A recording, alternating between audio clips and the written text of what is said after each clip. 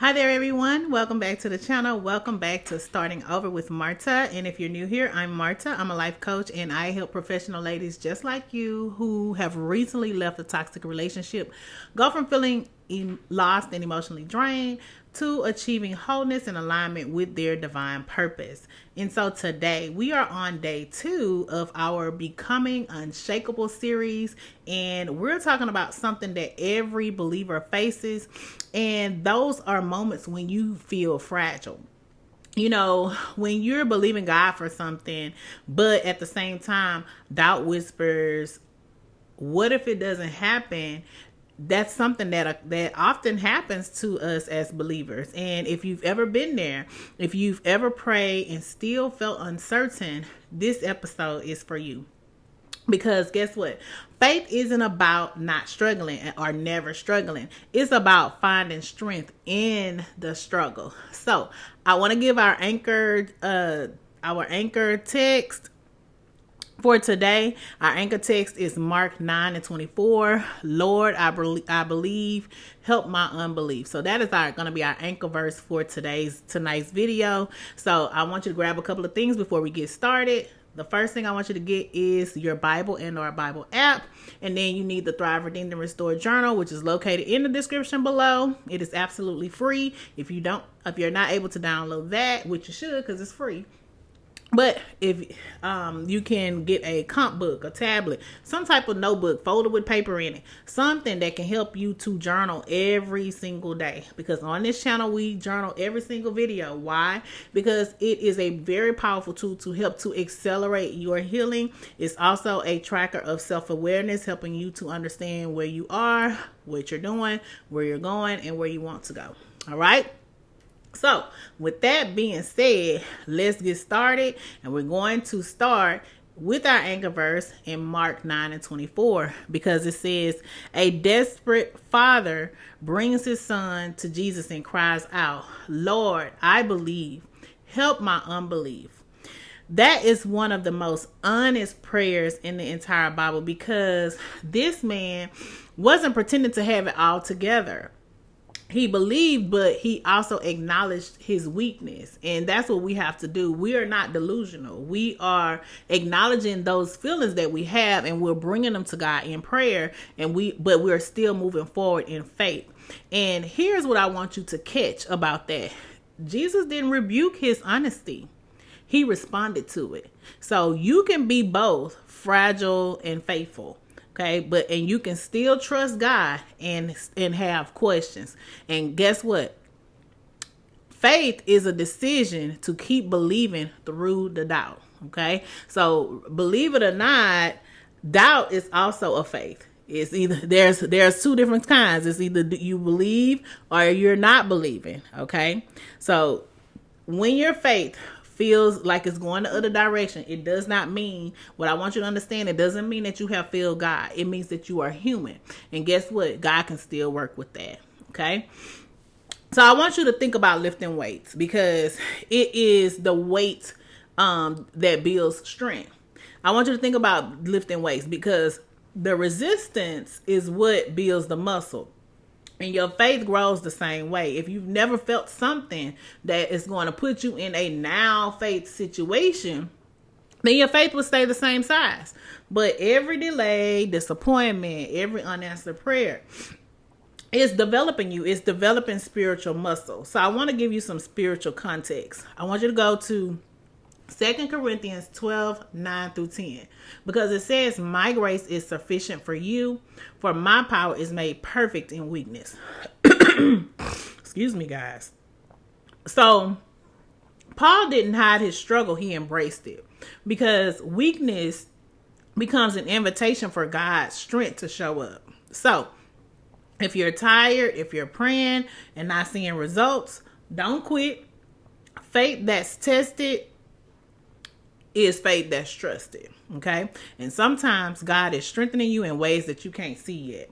I'm sorry, y'all. There's something in my throat. Y'all know I don't edit, so y'all got to forgive me. Please forgive me. So let's move on and let's talk about How to strengthen your faith when you feel weak. Okay, let's get practical because I want to give you 3 ways to build strength when your faith feels fragile. So the first thing is you got to be feeding your faith daily. You got to be listening to the word every single day. Because remember, Romans 10:17 says, faith comes by, y'all said, faith comes by hearing. I know I heard y'all out there, even though I can't hear you. I heard you. Faith comes by hearing, and hearing by the word of God. So when doubt speaks, feed your faith louder. Play sermons of the word, scriptures, play praise music. Surround yourself with reminders of God's promises. You have got to do this. You have got to surround yourself with the word. This is how you build your faith. And then remember what he's already done. Sometimes you got to look back to see what he's done for you and give yourselves a reminder that he is the same God. There's a song, I can't think of, Deitrick Haddon is play that. If you guys, and I don't, please, no copyright infringement here. I'm just singing the song that I like. But there's a song, it's by Deitrick Haddon, and it's called The Same God. I love that song because it talks about how he's the same God from yesterday. The same God of yesterday is the same God today. He can still perform those miracles today and every day.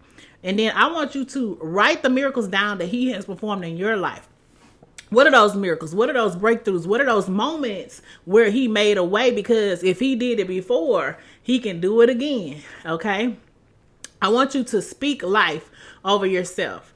Proverbs 18:21 says life and death is in the power of the tongue. So your words shape your faith because your words and your thoughts determine your actions. Okay. So you have to remember that the things that you're thinking here, create your actions. Okay. So that's why when they say words have power, words do have power because your words determine the actions that you're going to take. It's going to determine your feelings, and those feelings, when you feel like doing a certain action, you're going to take it. So that's why they say words have power.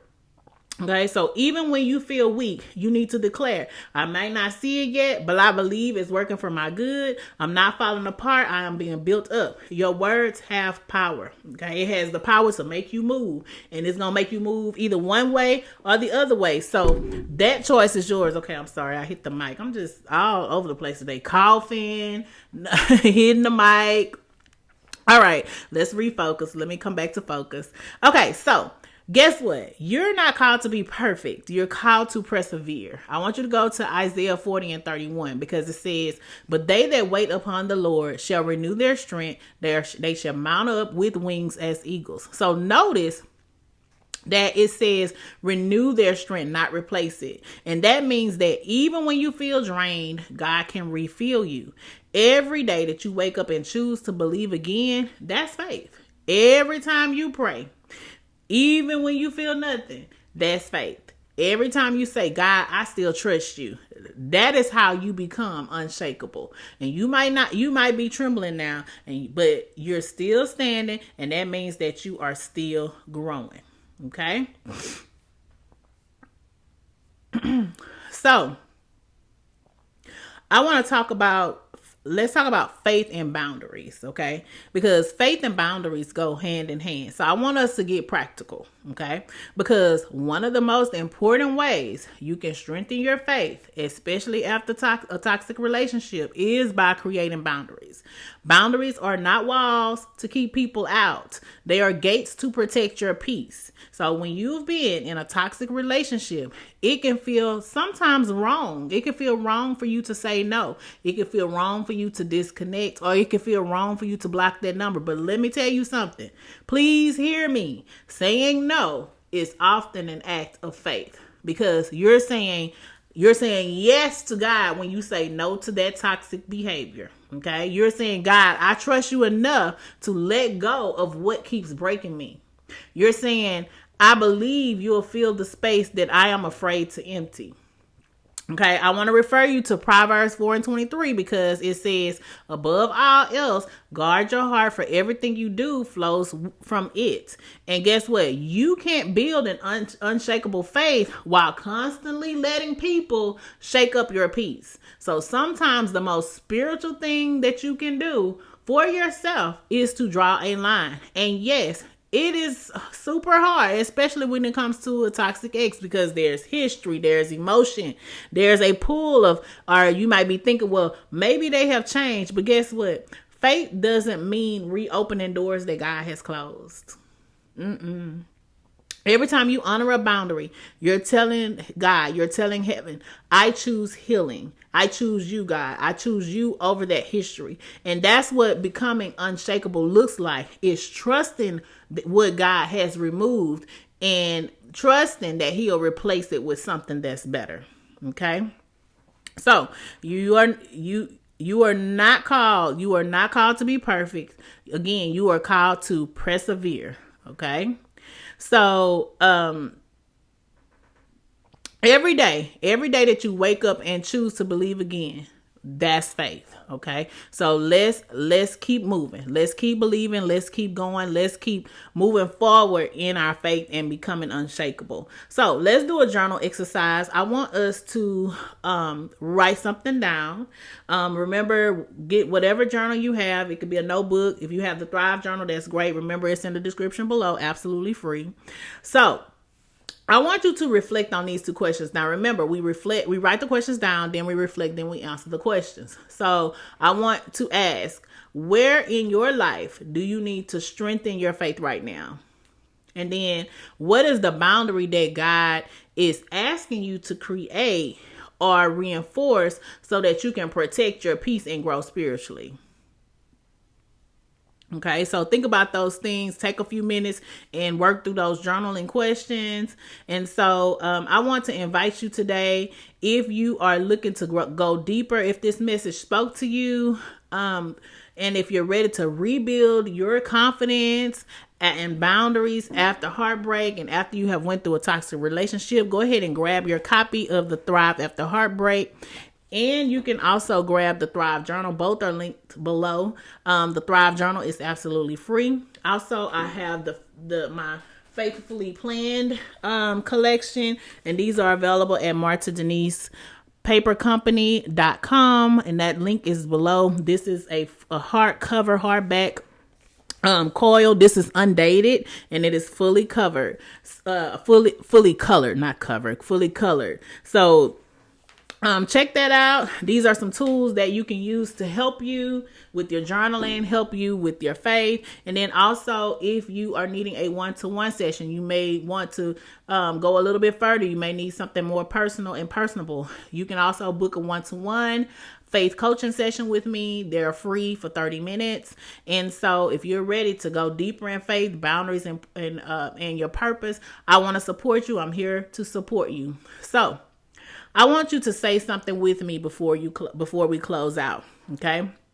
I want you to say, my faith may feel fragile, but it's still faith, and I am becoming unshakable. Okay. So with that being said, keep going, keep moving forward. I will see you for day 3 tomorrow. I'm super excited because we're going to be talking about the silent seasons and why you need to trust God when you can't hear. Okay. So I'll see you guys on the next video. Keep moving forward and keep on thriving. See you tomorrow.